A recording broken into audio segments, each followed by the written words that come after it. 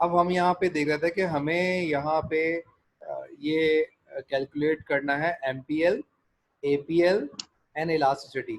तो MPL clear है। MPL किस तरह होता है? हमने कहा 6 minus 2 4, 16 minus 6 10, 29 minus 16 13, 43 minus 29 14, 55 minus 43 12, 58 minus 58 6, 60 minus 58 2, 59 minus 60 minus 1, 56 minus 59 minus. ठीक है, हमने बहुत आसानी के साथ जो है एमपीएल कैलकुलेट कर। अब हमें क्या चीज कैलकुलेट करनी है? अभी हमें एपीएल कैलकुलेट करना है। एपीएल कैसे करोगे? एपीएल का सिंपल सा फॉर्मूला है, जो आउटपुट है उसको आप डिवाइड कर देते हो आपके नंबर ऑफ लेबर से। जो आउटपुट है उसको आप डिवाइड कर देते हो नंबर ऑफ लेबर से। फॉर एग्जांपल यहाँ पे आपका जो आउटपुट था उसको हमने नंबर ऑफ लेबर से डिवाइड कर दिया। सर 58 माइनस 55 3 आएगा ना? 58 तो कहीं भी नहीं है, सॉरी 58 माइनस 55 जी 3 आएगा।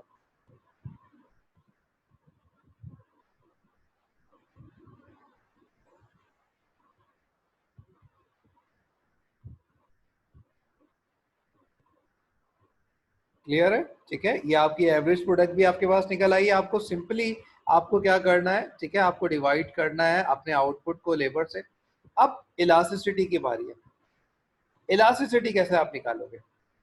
Elasticity of production, elasticity of production, elasticity of production आपको कैलकुलेट करनी है। आप इलास्टिसिटी कैसे निकालोगे? Sir marginal product of labour को डिवाइड करेंगे एवरेज प्रोडक्ट ऑफ लेबर से, आपने लिखवाया था फॉर्मूला। ठीक है, आपने कहा कि हमें एमपीएल को डिवाइड कर देंगे, अपने एमपीएल को हम डिवाइड कर देंगे अपने एपीएल से। तो ये क्या हो जाएगी? ये हमारे पास जो है जनाब, ये हमारे पास इलास्टिसिटी आ जाती है। हमारे पास इलास्टिसिटी का फॉर्मूला क्या है? हमारे पास इलास्टिसिटी का फॉर्मूला है कि अगर हम अपने एमपीएल को डिवाइड कर लें अपने एपीएल से, ठीक है, अगर हम अपने एपीएल को डिवाइड कर एमपीएल को डिवाइड कर लें अपने एपीएल से, तो हमारे पास ये क्या आ जाएगी? हमारे पास ये इलास्टिसिटी ऑफ प्रोडक्शन आ जाएगी। क्लियर है? अब मेरे पास जो मुझे नेक्स्ट क्वेश्चन मुझे है, ठीक है, ये तो सिंपल सिंपल हमारे पास थे चीज़ें। अब मैं आपसे पूछता हूँ कि what about the return to scale. Return to scale कहाँ कैसे निकालोगे? ये आपको निकालना है। For example return to scale क्या होता है? हमने कहा हमारे पास जो रिटर्न टू स्केल है वो हमारे पास है basically increasing return to scale, decreasing return to scale और कांस्टेंट रिटर्न टू स्केल। ठीक है, अब हमें ये देखना है कि वो हम कैसे कैलकुलेट करेंगे। क्लियर है? अब हमें देखना है कि रिटर्न टू स्केल जो है हम कैसे कैलकुलेट करेंगे।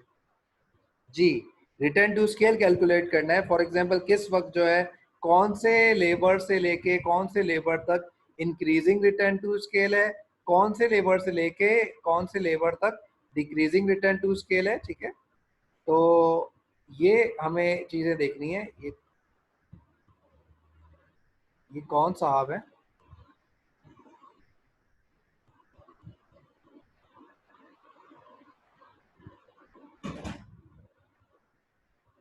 क्लियर है? अब मैं आपसे पूछ रहा हूँ कि फॉर एग्जांपल कि हमारे पास जो है वो कौन से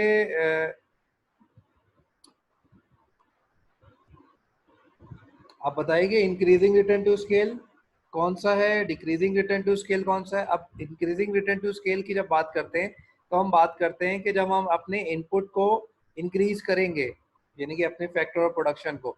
अब यहाँ पे फैक्टर ऑफ प्रोडक्शन तो हमारे पास एक ही इंक्रीज हो रहा है, वो है जनाब लेबर। हमने कहा हमारा फैक्टर ऑफ प्रोडक्शन इंक्रीज किया। जब फैक्टर ऑफ प्रोडक्शन को हमने इंक्रीज किया तो हमारा आउटपुट भी इंक्रीज होना चाहिए और more than the ratio of the labour होना चाहिए। ठीक है, हमने कहा चले हम ठीक है हम देखते हैं। हमने इसको कुछ नहीं करना, हमें मार्जिनल से देखना है इसको, हमें इसको मार्जिनल से देखना है। फॉर एग्जांपल हमने कहा हमें इंक्रीजिंग रिटर्न टू स्केल देखना है कि हमने लेबर को इंक्रीज किया। हमने देखे लेबर को इंक्रीज किया, हमारे पास लेबर 0 था, अब लेबर को हमने 1 किया, तो आउटपुट हमारा एक्सपेक्टेड ये था कि 1 ही होना चाहिए, लेकिन आउटपुट यहाँ पे 2 हो गया। इट मीन्स कि हमारे पास यहाँ पे क्या हो गया है, इट मीन्स कि हमारे पास यहाँ पे increasing return to scale.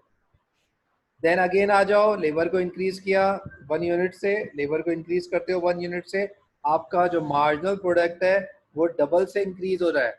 It means कि जो हमारा सेकंड लेबर है, हमारा जो सेकंड लेबर है वो भी हमारे पास क्या है, जो हमारे पास सेकंड लेबर है वो हमारे पास क्या है, वो हमारे पास इंक्रीजिंग रिटर्न टू स्केल है। What about the third labour, हमने कहा थर्ड लेबर को इंक्रीज किया हमने, थर्ड लेबर को जैसे इंक्रीज किया हमारा आउटपुट जो है वो 10 हो गया, 4 से इंक्रीज होके 10 हो गया।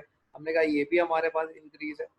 हमने इंक्रीज किया फॉर एग्जांपल, हमने कहा 3 लेबर से हमने कहा इंक्रीज किया 4 पे, हमारा आउटपुट क्या हो गया, 10 से 13 हो गया।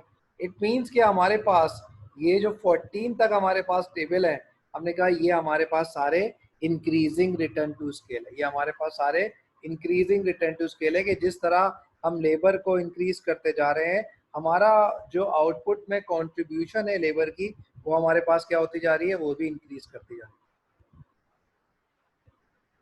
उसके बाद हमने आगे देखा कि जैसे जैसे हम लेबर को इंक्रीज कर रहे हैं, जैसे जैसे हम लेबर को इंक्रीज करते जा रहे हैं, हमारा आउटपुट जो है वो क्या होता जा रहा है, वो डिक्रीज कर, हमारा आउटपुट क्या हो रहा है, हमने कहा हमारा आउटपुट जो है वो डिक्रीज करना चाहिए। क्लियर है? अब देखें कि आपका टोटल तो इंक्रीज कर रहा है, आपने कहा आपका टोटल तो इंक्रीज कर रहा है, लेकिन आपके पास जो चीज चेंजिंग आ रही है वो किस में आ रही है, वो डिक्रीज कर रहा है। हमने कहा यहाँ से लेके यहाँ तक जो है वो हमारा जो आउटपुट था वो डिमिनिशिंग कर ले, ठीक है, और ये हमारे पास किस में चला गया, ये हमारे पास नेगेटिव में। क्लियर? क्लियर है? यही